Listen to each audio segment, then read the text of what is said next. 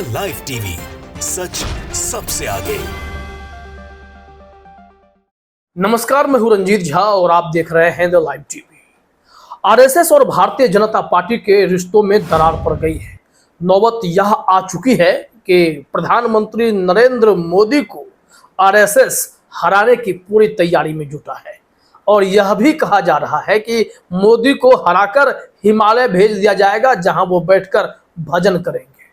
दरअसल सुब्रमण्यम स्वामी ने जिस तरीके से धमाकेदार इंटरव्यू दिया है, वो भी उन मुद्दों पर बात जहां शुरू होती है कि नड्डा ने यह कैसे कह दिया कि आरएसएस की जरूरत अब बीजेपी को नहीं है, बीजेपी सक्षम है खुद अपनी लड़ाई लड़ने के लिए। इसके बाद सुब्रमण्यम स्वामी ने जो चिट्ठा खोलना शुरू किया और कहा कि नड्डा जो कह रहे हैं वो नड्डा नहीं कह रहे हैं, वो मोदी के इशारे पर कह रहे हैं।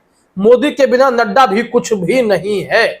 फिर वो अपने उन दिनों को याद करते हैं और कहते हैं कि मेरी ही सबसे बड़ी गलती थी कि मैंने मोदी को संघ दफ्तर नागपुर लेकर चला गया था और वो वहां संघ के पांव में पड़ा हुआ था। इस तरीके से वो बोल रहे थे कि काम निकालकर जो हरकत इन लोगों ने की है, इसे नीच हरकत कहते हैं। उन्होंने कहा कि विश्व में ऐसा नमक हराम तक नहीं देखा।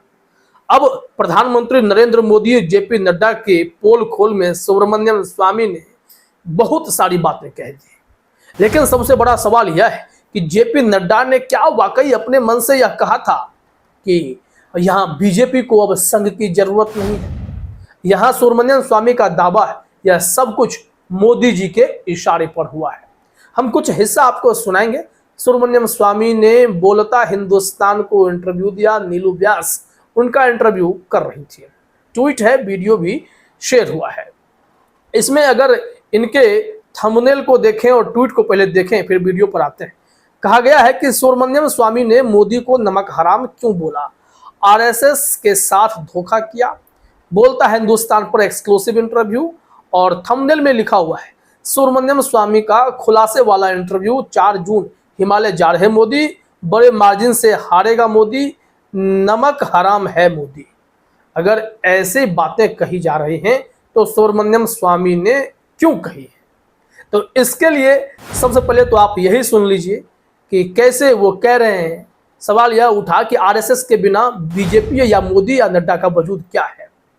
तो इस पर उन्होंने कहा कि आरएसएस अगर कह दे कि इन्हें चुनाव हराओ तो बूथ पर वोट देने वाला नहीं मिलेगा और फिर इन्हें हिमालय जाकर भजन करना होगा। चुनाव हारेंगे ये और हार रहे हैं, जनता वोट नहीं करेगी। जरा सुनिए सुब्रमण्यम स्वामी ने क्या कहा है। तो नागपुर गए थे, वहां पाँव में पड़े थे और काम लेकर उन्हीं को आज वो गाली दे रहे हैं। यह बड़ा नीच का काम है। तो ऐसा नमक हराम दुनिया में बहुत कम पैदा हुए हैं।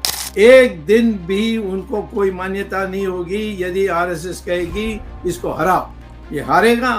और यदि आरएसएस उसको माफ नहीं करेगा तो फिर उसका कोई भविष्य नहीं है, हिमालय जाकर के भजन कर सकता है। तो सुन लिया आपने, यहाँ पर नरेंद्र मोदी पर पूरी तरीके से सुब्रमण्यम स्वामी बरसते हुए नजर आ रहे हैं। साथ ही साथ नीलू व्यास की जो वीडियो है इस इंटरव्यू में, वो सवाल पूछती है कि नड्डा ने ऐसा कहा है कि बीजेपी अब सक्षम है, आरएसएस की कोई जरूरत नहीं है।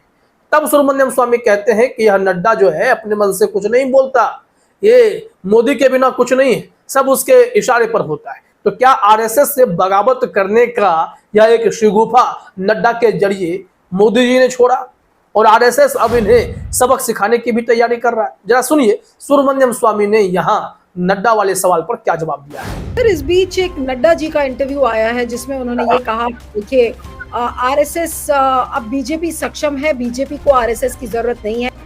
नड्डा तो अकेला तो कुछ कर नहीं सकता, वो जो मोदी कहेगा वही करेगा।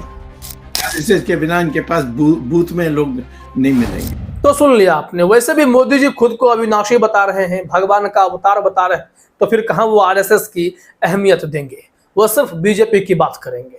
लेकिन सुब्रमण्यम स्वामी खांटी आरएसएस के नेता रहे हैं और उन्होंने ही मोदी को आगे भी बढ़ाया। इन्होंने कहा कि ये संघ के पांव में पड़े थे, मैं ले गया था नागपुर, वहां ये घंटों बैठा रहा था।